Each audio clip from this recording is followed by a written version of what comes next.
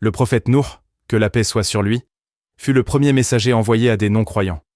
Il fut choisi pour guider un peuple qui avait remplacé l'adoration de Allah par celle d'idoles. Avec patience, il les appela pendant des siècles, sans jamais faiblir. Il est resté 950 ans à vivre parmi les gens pour les appeler à n'adorer qu'Allah. Mais la plupart d'entre eux le traitaient de menteur, se moquaient de lui, et lui faisaient du tort. Génération après génération, le rejet se transmettait. Ils préféraient leur tradition à la vérité. Après cela, Allah lui révéla que personne de sa communauté ne croirait après ceux qui avaient déjà cru. Ils étaient environ 83. Le message avait été transmis. Le décret divin était tombé. Le prophète reçut alors l'ordre de construire une arche, un immense navire, en plein désert. Il obéissait avec confiance, malgré les moqueries. Il y fit monter un mâle et une femelle de chaque espèce, bovins, ovins et d'autres encore. Puis le jour arriva. La terre fit jaillir ses eaux, et le ciel s'ouvrit, laissant tomber des pluies sans fin. L'eau recouvrit tout. Ses 3 fils croyants, Sam, Ham et Yaphith, embarquèrent avec lui. Mais l'un de ses fils refusa de monter. Il pensa pouvoir se sauver seul, et fut englouti par les flots. Quand les eaux se retirèrent, l'arche s'immobilisa. Ceux qui en descendirent n'eurent pas tous de descendance. Seuls les 3 fils du prophète, que la paix soit sur lui, en eurent. Et c'est à partir de leurs descendants que l'humanité s'est reconstruite après le déluge.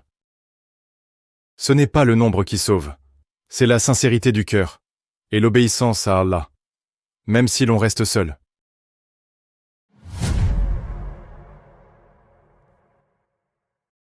Ce n'est pas une simple histoire. C'est un rappel, un souffle venu d'un autre temps, une lumière préservée, transmise à ceux qui cherchent encore. Ils étaient des hommes, choisis, éprouvés, porteurs d'un message éternel. Leurs pas ont laissé des traces, leurs mots, des échos, leurs prières, des élévations. Et leurs récits ne sont pas que pour les livres.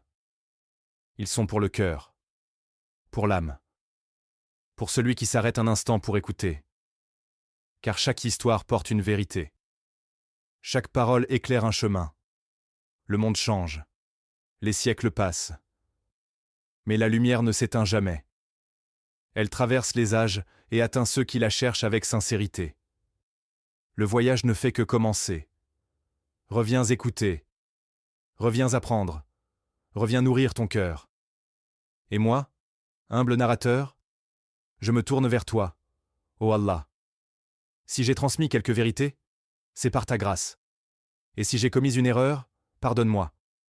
Guide-moi dans ce travail. Purifie mon intention.